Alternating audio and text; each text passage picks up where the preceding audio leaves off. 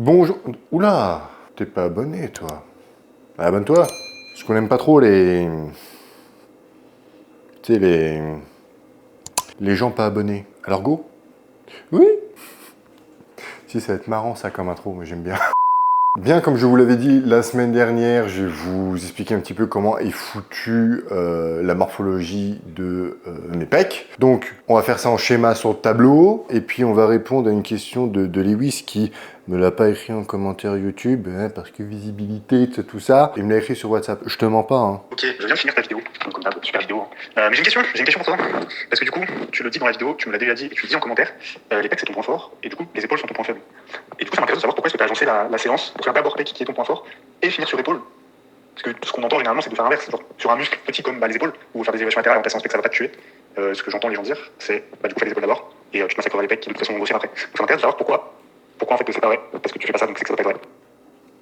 Ah, Lewis, faut pas écouter les gens, hein. Et une grosse partie des coachs français. La première cartouche. Donc, on va répondre à cette question. On va parler viande, muscles, tendons. C'est parti. Oui.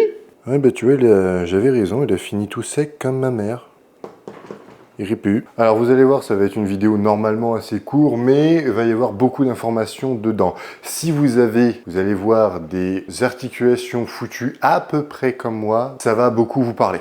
Ok? D'un point de vue osseux, j'ai une grosse cage, mais j'ai les clavicules qui remontent. Ça souvent, c'est pas dû au fait que ça soit en fait l'épaule qui remonte, c'est juste que votre sternum descend. C'est lié à la longueur de vos côtes et à l'orientation de ces dernières. Donc moi, ce qui se passe, c'est qu'en fait, mes côtes, elles sont pas droites, elles descendent. C'est pourquoi en fait j'ai le sternum qui est bas. Je survole volontairement les côtes parce que je vais pas non plus tout vous dire sur YouTube, faut pas déconner. Normalement ça se voit sur le dessin, mais je n'ai pas une grande largeur de clavicule. Même si je suis 1m91, je suis pas très large comparativement à des gabarits similaires aux miens. En tout cas en termes de taille. Donc dans la majorité des cas, et je dis bien dans la majorité des cas, ça veut dire que c'est pas pour tout le monde pareil, il y a des exceptions. Plus votre clavicule va être étroite, plus vous allez vous retrouver avec de l'épaisseur thoracique. La nature vient compenser tout simplement, puisque plus les clavicules vont être étroites, plus vos omoplates qui sont derrière vont se retrouver relativement proches de votre colonne vertébrale, ce qui va faire que vous n'allez avoir que très peu d'épaisseur dans le dos. Donc à un moment donné, l'épaisseur, faut la récupérer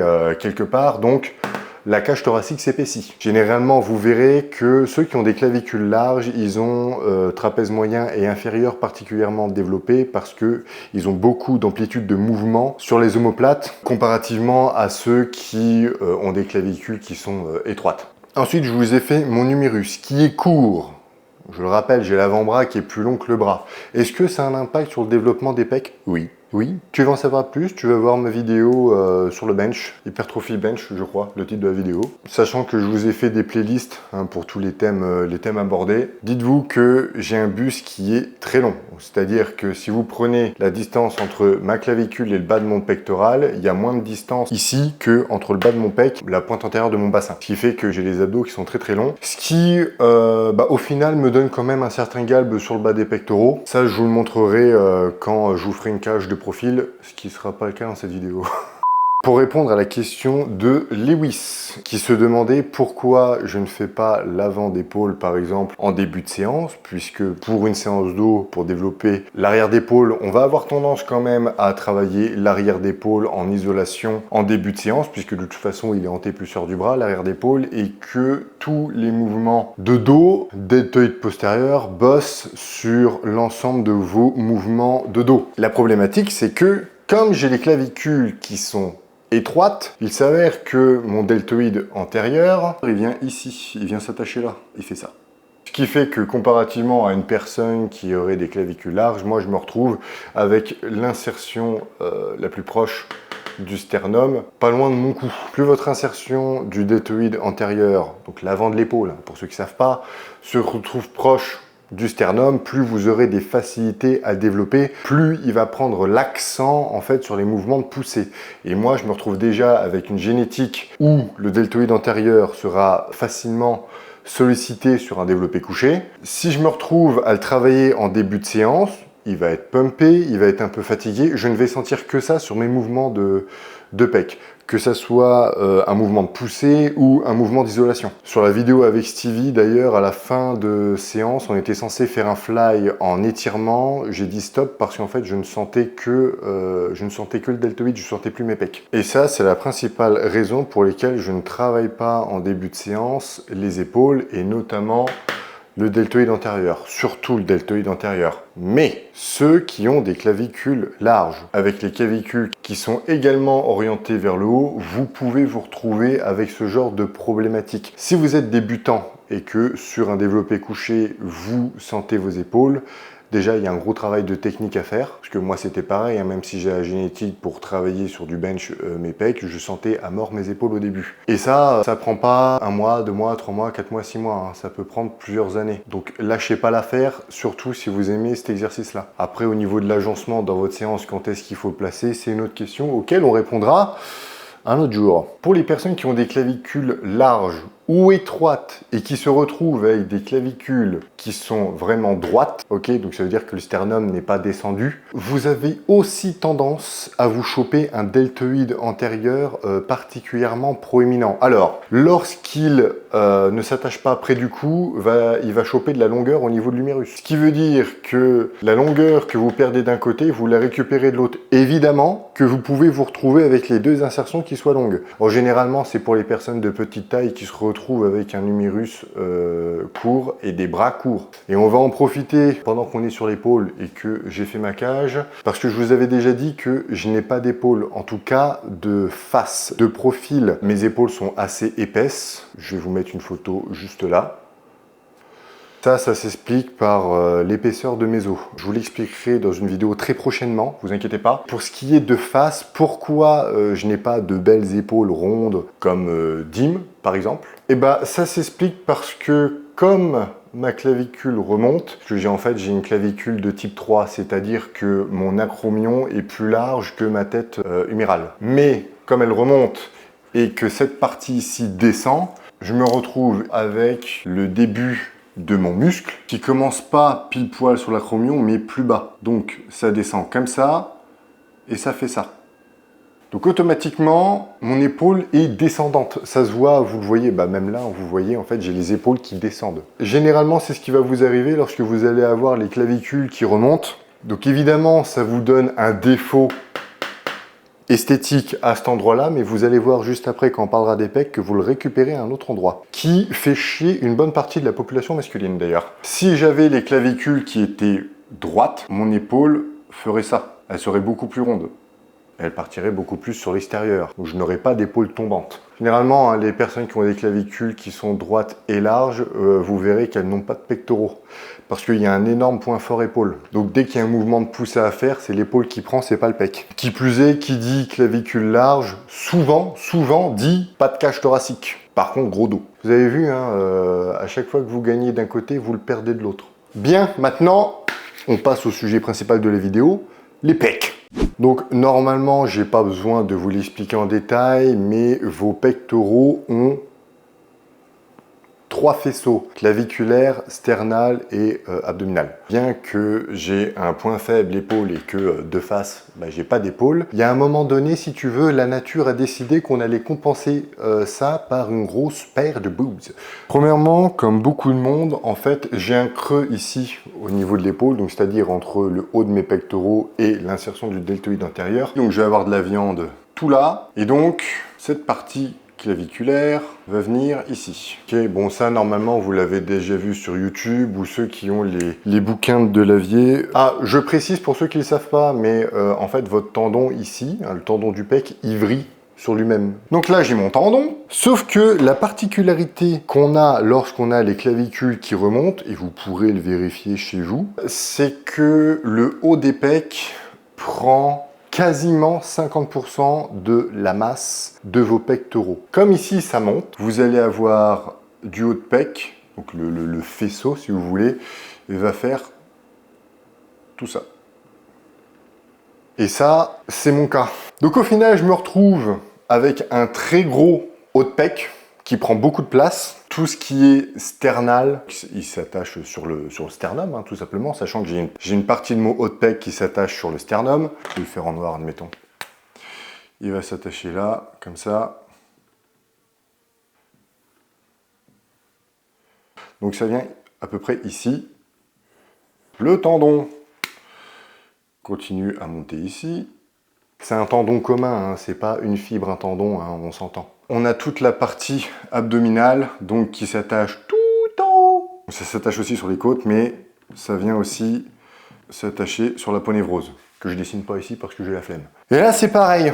Le tendon, il y a que ça. Donc là, normalement, on le voit bien, hein, c'est-à-dire que le tendon, il fait ça. Maintenant, qu'est-ce que ça nous dit? Eh bien que Ben, il a les pectoraux qui sont courts sur l'humérus et sur la cage. Si vous me regardez de face, on le verra peut-être pas avec le t-shirt, mais en fait, mes pecs remontent comme ça. Donc ça veut dire que l'insertion du bas des pecs remonte relativement haut sur la tête humérale. Plus vos fibres claviculaires vont descendre vers le bas, évidemment que le tendon va prendre plus de place sur votre humérus et ou s'attacher beaucoup plus bas. Par contre, le mien descend relativement bas. Ok, c'est normal parce que je suis incliné, ça vient comme ceci. Ça descend aussi vachement vers le bas. Si vous avez des clavicules qui sont droites, et généralement, qu'importe la longueur, bah en fait, votre tendon va être beaucoup plus petit. Et ça vous donne en fait des pectoraux, quand vous regardez la personne de face, ces pectoraux sont quasiment horizontaux. Le meilleur exemple que je connais, c'est Conor McGregor, que je vous mets là, hein, vous voyez bien. Comparativement à moi, qui est l'insertion qui remonte comme ça, lui, c'est vraiment très très horizontal. Passons à la partie entraînement, si vous le voulez bien. Je suis en train de regarder, je suis à une demi-heure de rush. Va falloir que je coupe un maximum de choses.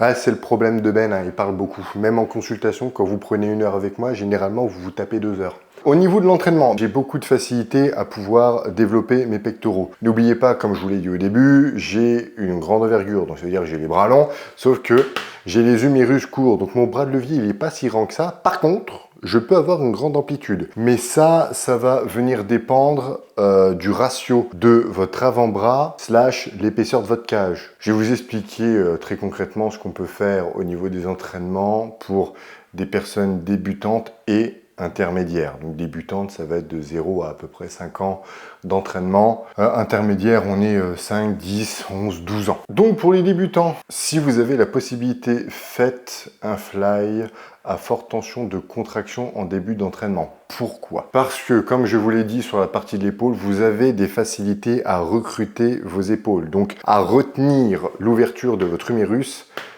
avec ce dernier. Et comme votre deltoïde latéral, bah, il est parti aux oubliettes, lui, il va prendre beaucoup de tension. Donc ça veut dire que si vous ne faites pas attention à ça, évidemment à l'ouverture de votre cage, hein, c'est-à-dire serrer les omoplates vers l'arrière, sachant que vous avez peu de mobilité d'omoplate, parce que vous avez les clavicules courtes, vous allez vous retrouver en début de séance avec un très gros pump, voire une grosse fatigue au niveau des deltoïdes antérieurs, et un muscle pumpé est un muscle qui sera d'autant plus sollicité sur un exercice à forte tension d'étirement. Pour ce qui est de votre faisceau claviculaire, si il prend de la place évidemment comme moi sur votre clavicule, sachant que j'ai déjà vu des faisceaux claviculaires qui prennent juste ça. Tout ça là c'est du vide. Vous n'avez pas nécessairement besoin de faire du développé couché incliné. L'incliné c'est pas pour tout le monde, hein, attention. Hein. Pourquoi je vous le déconseille pour les débutants? Parce que plus vous allez incliner en fait votre banc, plus vous allez solliciter votre deltoïde antérieur. Que j'expliquais dans une de mes vidéos, lorsque vous faites par exemple un fly ou un exercice de poussée vers le bas, donc en décliné, vous aurez beaucoup moins de sollicitation en fait des épaules, de recrutement des épaules. Donc ça veut dire que la tension part davantage dans le pec, ok? Donc en deuxième exercice, après votre fly, faites du développé couché et tryhardez votre technique. Si jamais un jour vous voulez faire de la force, vous verrez que ça vous sera utile. Et de toute façon, en termes de coordination intra- et intermusculaire, le développé couché, même s'il y a des morphologies, comme je l'avais dit, qui ne sont pas du tout faites pour ça, que ce soit pour la force ou l'hypertrophie, c'est quand même vachement utile si vous faites un autre sport à côté. En troisième exercice, si votre salle est équipée, bien évidemment, essayez de faire un chest press à forte tension de contraction. Donc pour les débutants, un fly, un étirement au bench et un exercice à forte tension de contraction. Ça fera largement l'affaire. Pour ce qui est des intermédiaires, vous pouvez très bien commencer, si vous avez un cycle d'entraînement avec 2 séances par exemple, première séance avec un fly à forte tension de contraction et sur la deuxième séance, un exercice, un fly à forte tension d'étirement. Normalement, vous commencez à avoir un peu de bouteille et vous aurez remarqué que lorsque vous faites un fly à forte tension de contraction, vous avez beaucoup plus de patates sur votre deuxième exercice. Par contre,